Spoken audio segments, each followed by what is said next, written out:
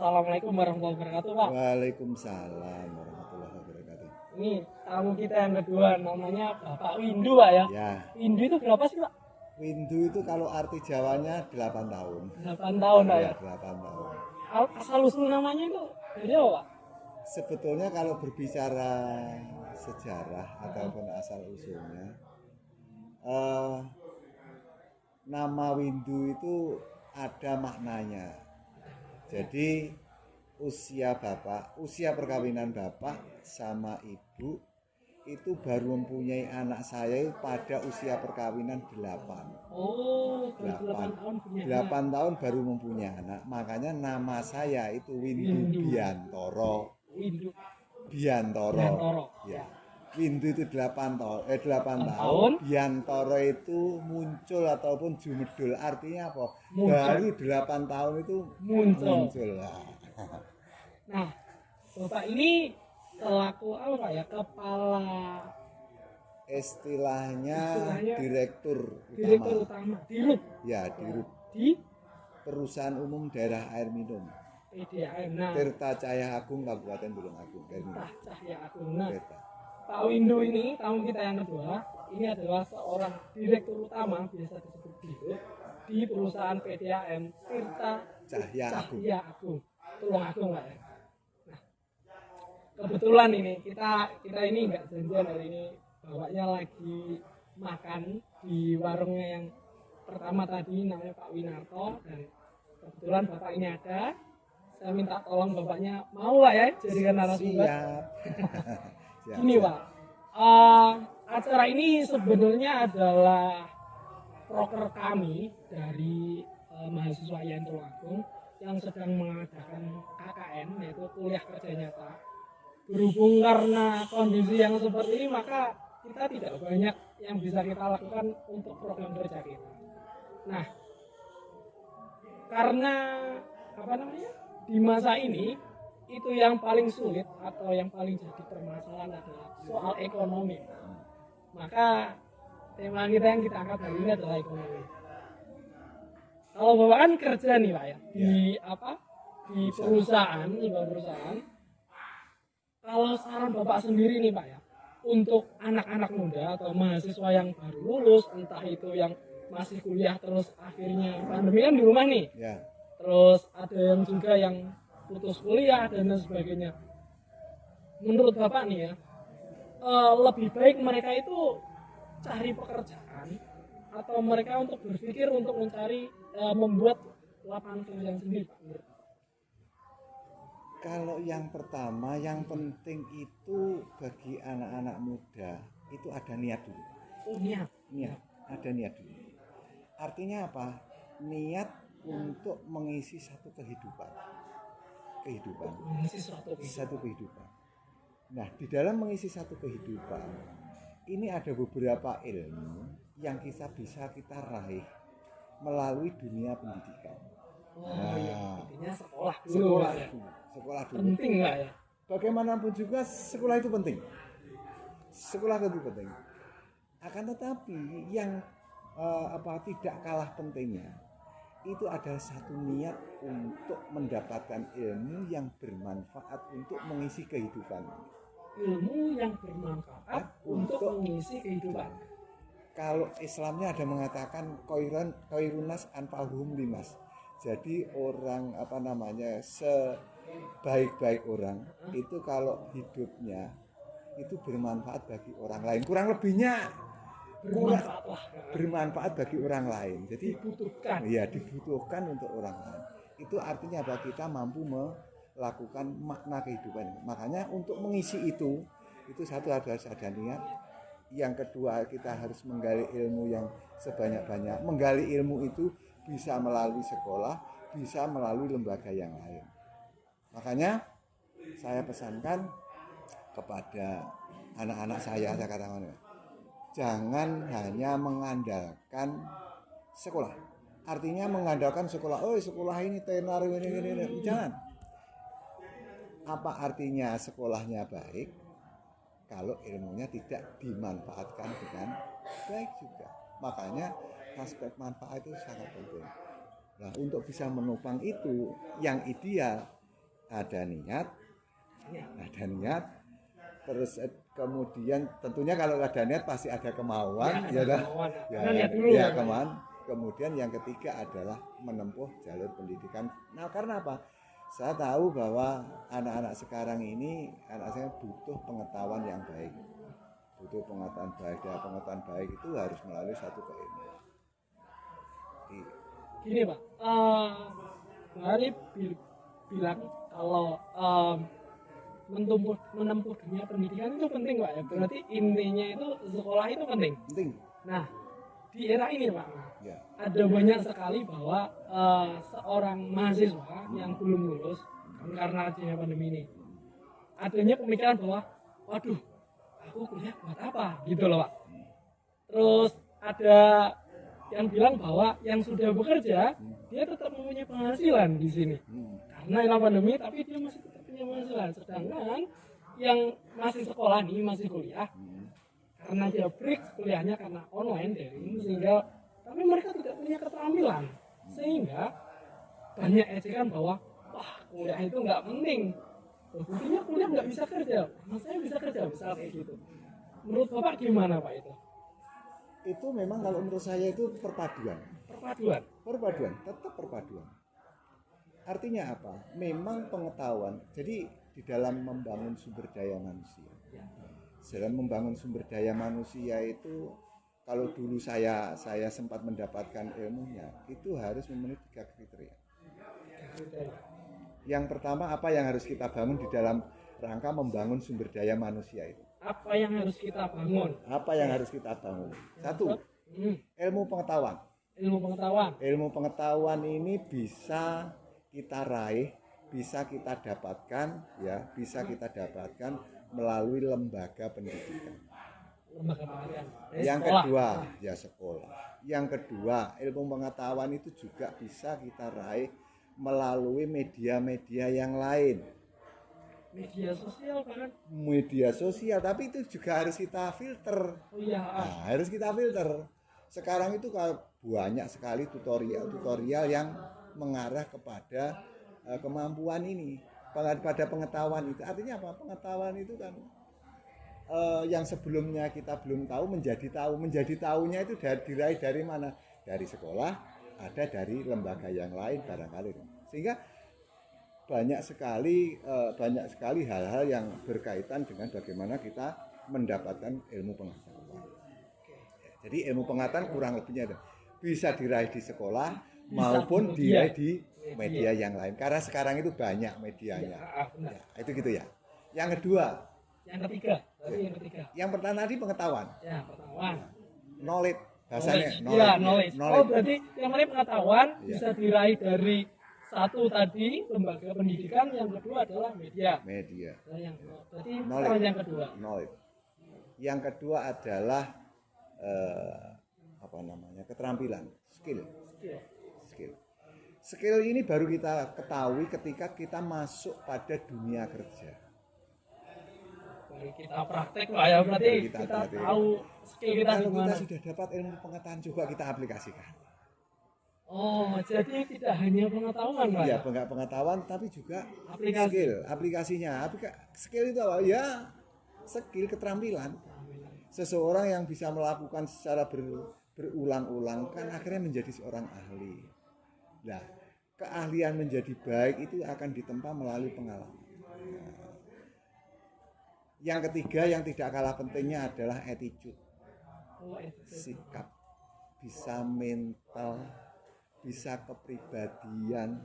Ya ini yang kadang-kadang nun sewu, anak-anak itu ketika mendapatkan knowledge, kemudian skill, tapi tidak diimbangi dengan attitude. Ini penting. Tiga-tiganya itu harus Pak ya? Harus. Jadi kalau pengen menjadi sumber daya yang qualified, 3 hal ini harus dipegang. Entah itu pengen jadi karyawan atau usaha sendiri, 3 ini Pak? Iya, udahlah. Mau jadi orang pegawai, mau jadi wira swasta, mau jadi apa saja, itu 3 hal itu melekat jadi satu. Nah, saya ambil contoh. Kenapa saya katakan attitude kental dengan kental dengan mental kepribadian. Salah satu contoh. Mental ini harus ditempa. Kenapa harus kita tempa? Biasanya anak-anak sekarang itu, sekali lagi maaf, gampang ceklean.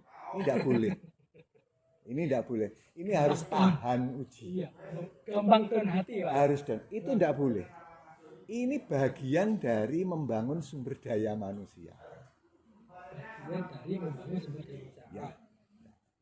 Tambah lagi kalau sekarang di dalam membangun sumber daya manusia, kalau tidak keliru, sekarang itu adalah kolega. Kolega itu penting untuk kesuksesan sumber daya.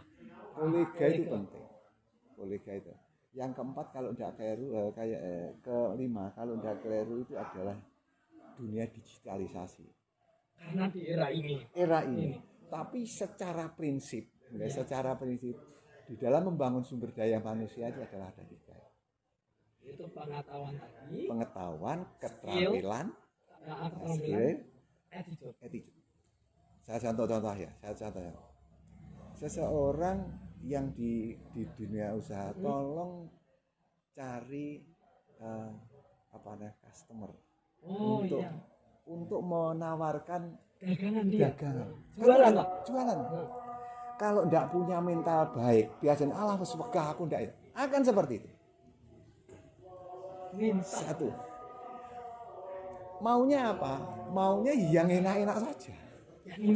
Yang instan. Inilah. Untuk menjadi bos, untuk menjadi seorang pengusaha, menjadi pengusaha yang sukses, biasanya kayak itu ya. Tapi dia kan tidak akan pernah tahu gimana lika-liku semenjak mulai dari awal. Ambil contoh almarhum Bob Sadino, seorang pengusaha yang terkenal yang tidak lulus kuliah gitu. Tidak lulus kuliah enggak apa. Itu adalah orang yang sukses walaupun tidak melalui dunia pengetahuan, Tapi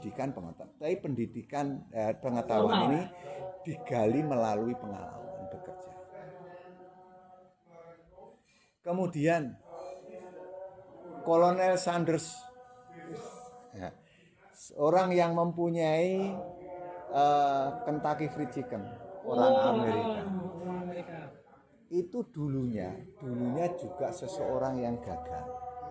Tapi karena punya mental yang baik, tidak pernah putus asa, terus kesuksesan yang menjadi seorang pengusaha yang sukses itu diraih pada usia 58 tahun sampai 60.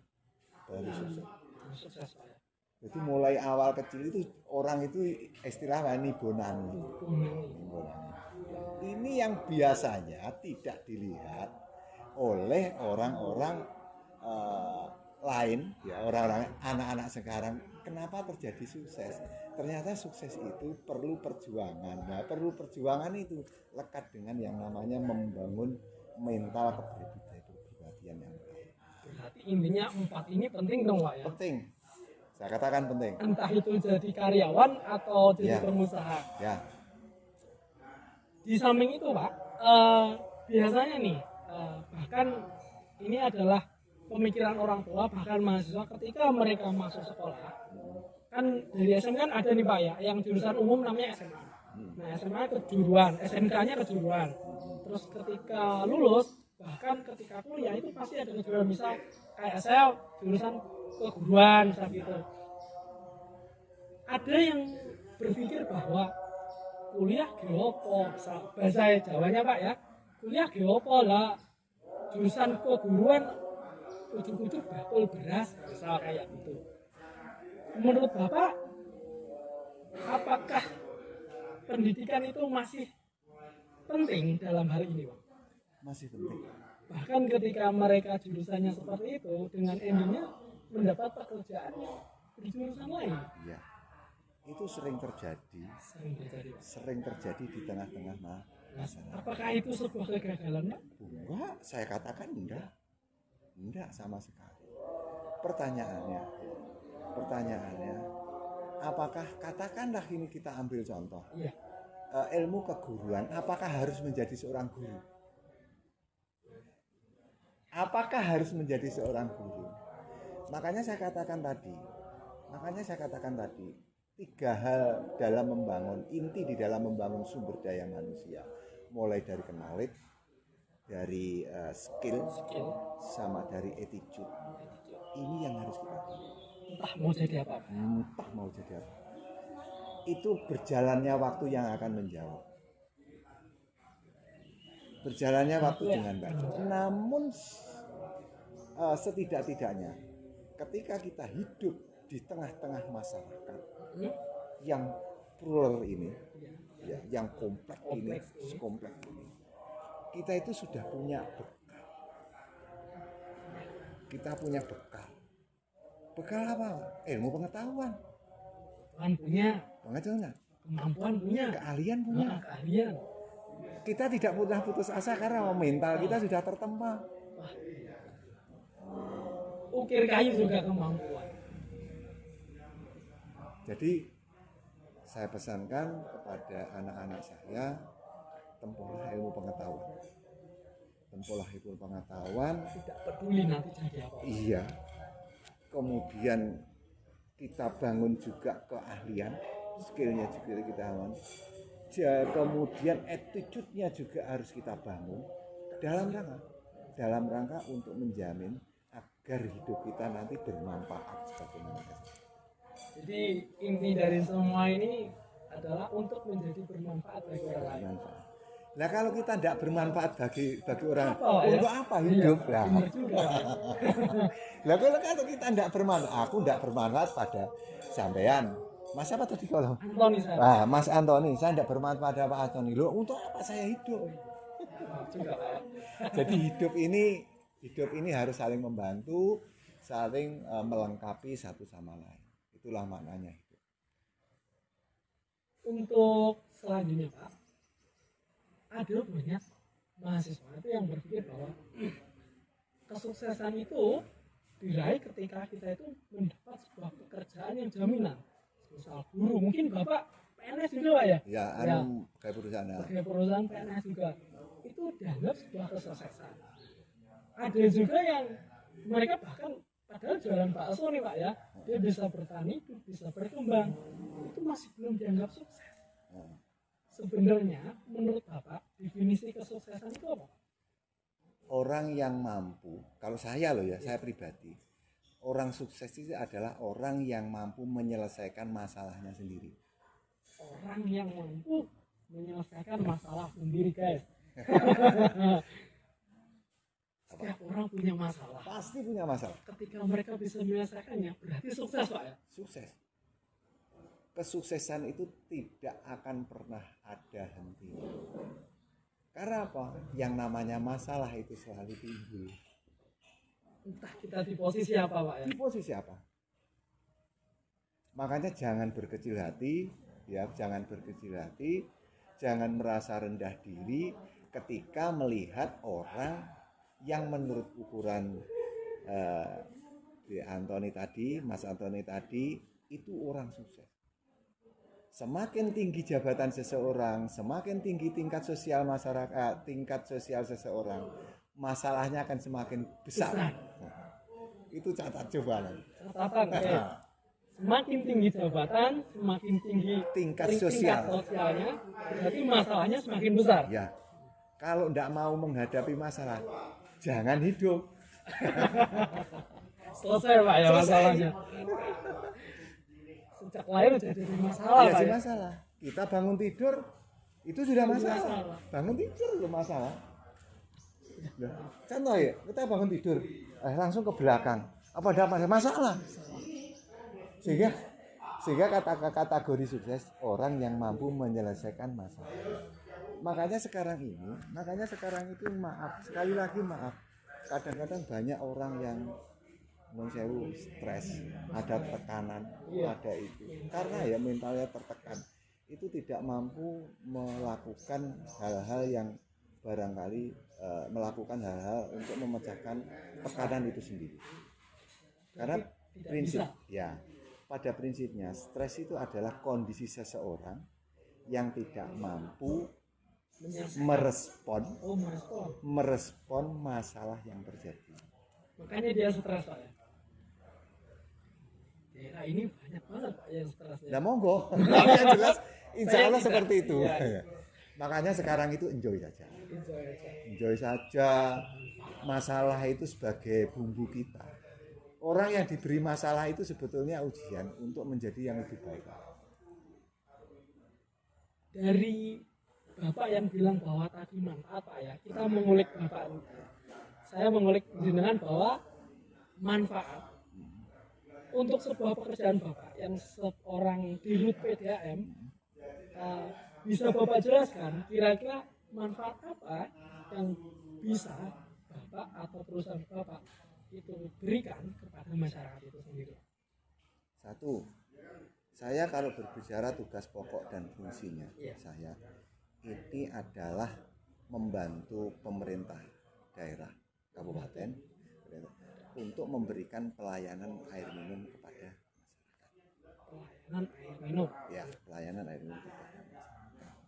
Nah, di dalam kita menyelenggarakan pelayanan air minum kepada masyarakat, tentunya kita juga harus ada satu kemauan, kembali lagi ke kemauan bagaimana ini harus saya layani yang lebih baik lagi.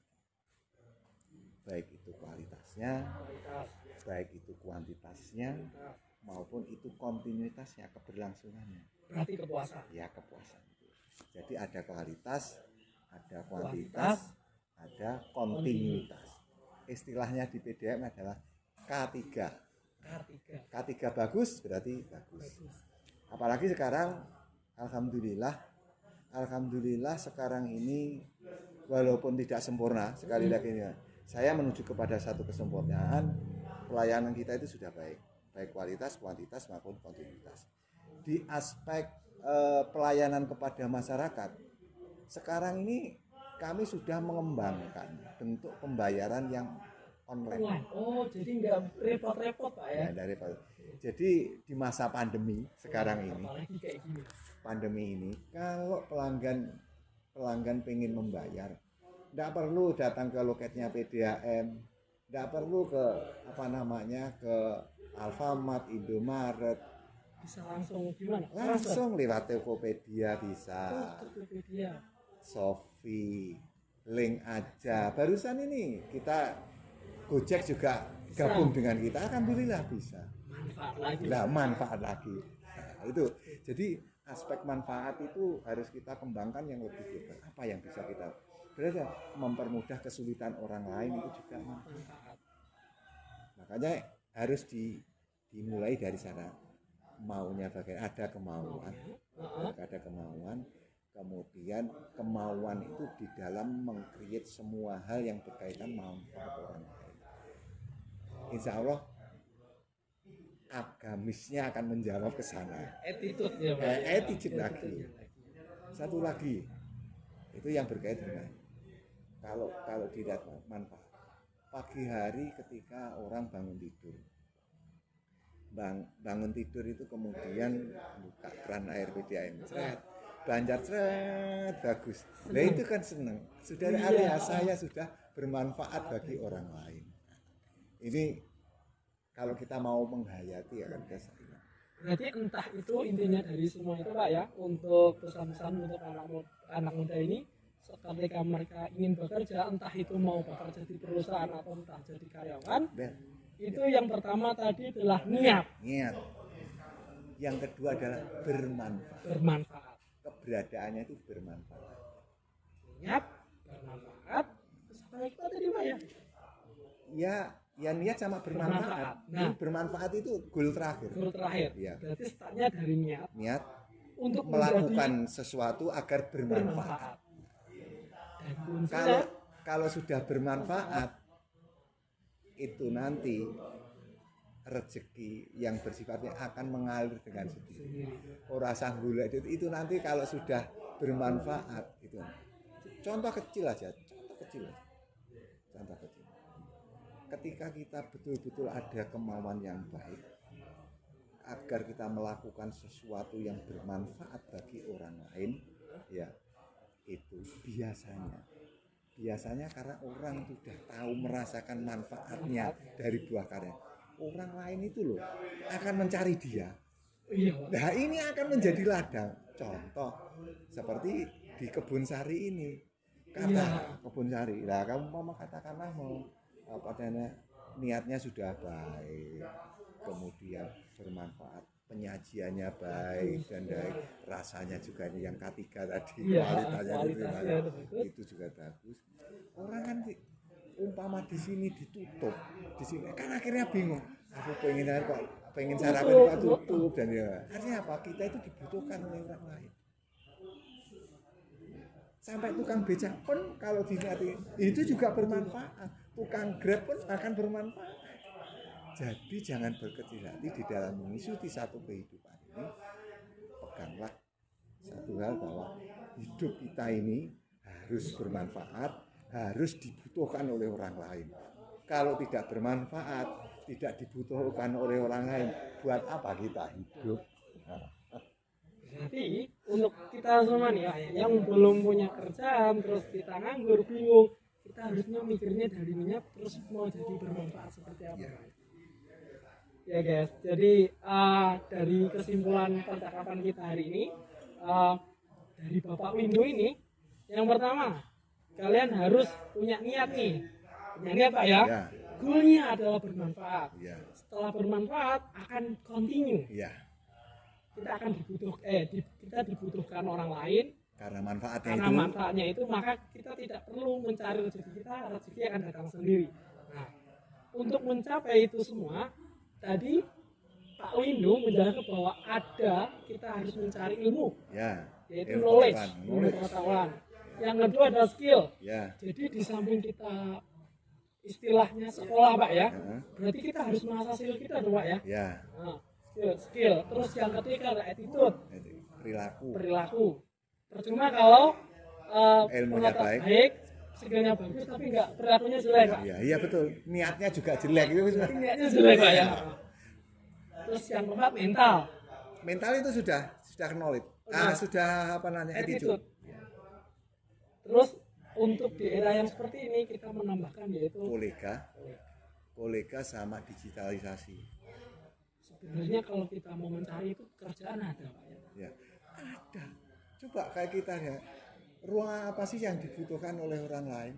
Sekarang itu sebetulnya kan kita tinggal membaca lingkungan. Perilakunya orang itu kayak apa sih? Orang sekarang itu maaf, kalau kita mengupas keberhasilan ya, saya katakan kenapa digitalisasi tadi penting. Karena pada akhirnya era digitalisasi ini akan menjawab tantangan yang terjadi saat ini. Saya kasih contoh. BUMN. Apa sebut apa? PLN? PLN ya bisa, Pertamina bisa. Pertamina. Itu aset yang tertanam berapa?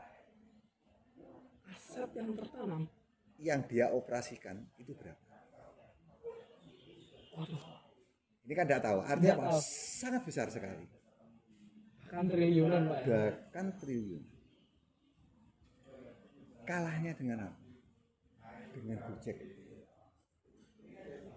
Gojek Pak ya? Sekarang berapa? Alibaba.com. Alibaba ya? Iya.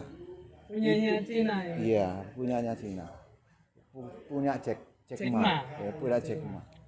Itu sebetulnya itu dibangun dari 3 hal itu tadi.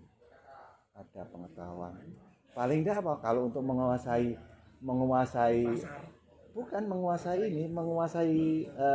digitalisasi kan harus punya ilmunya komputer. Makanya saya katakan pengetahuan itu penting, sekolah itu juga penting. Nah, itu. Yang kedua, skill. Kembali lagi ke skill. Keahlian, keterampilan diterapkan. Yang ketiga adalah attitude, sikap mental yang baik, kepribadian. Akhirnya apa? Sekarang ini semua akan kalah dengan digitalisasi. Asetnya Alibaba.com itu sudah berapa? Aset itu maaf ya, aset itu maaf sekali lagi jangan dinilai dengan harta tetap. Artinya aset itu duwe tanah punya rumah gitu. Sumber daya manusia itu juga aset. Banyak Banyak karyawan. karyawan. Coba Alibaba.com itu asetnya berapa? Sumber daya manusianya. Banyak sekali, Pak. Banyak sekali. Itu bermanfaat. Kalau Alibaba tuh berapa orang penganggurannya ya? Pengangguran bisa menyerap. Berarti apa hidupnya Jack Ma itu bermanfaat. Kembali loh. Ya. Makanya ini saya yakin anak-anak saya ini, mahasiswa yang sekarang ini ada kecerdasan di situ. Entah itu kecerdasan apapun. Ada kecerdasan. Tinggal kecerdasan ini mau dilarikan kemana. Makanya jangan tinggalkan agama itu di situ. Apa gunanya cerdas kalau agama tidak berperan? Karena apa? Agama ini mengendalikan yang niat jelek-jelek itu tadi. Sehingga kita tetap lurus, Pak. Lurus. Baik, Pak. Saya rasa materi kita cukup. Terima kasih atas kehadirannya, Bapak. Saya dari mahasiswa, perwakilan dari KKN Jodipati 1 mengucapkan terima kasih banyak atas kehadiran Bapak di sini. Ya. Kita tidak janjian, tapi Bapaknya sukarelawan mau. Siap. Kami benar-benar terima kasih banyak. Ya. Satu hal lagi sebagai closing statement, saya pesankan pada adik-adik, anak-anak saya, berjuanglah demi kemajuan negara ini. Ya, pada akhirnya saya dan ini akan pasti tergantikan oleh anak-anak yang sekarang. Melalui kecerdasan panjenengan semuanya, saya yakin perjuangan Indonesia ini yang seperti ini akan bisa diisi oleh orang-orang yang betul-betul beriman. Amin ya Allah. Ya. Terima kasih, Pak. Cukup untuk sini. Terima kasih banyak. Assalamualaikum warahmatullahi wabarakatuh. Waalaikumsalam. Salaman dhisik gitu.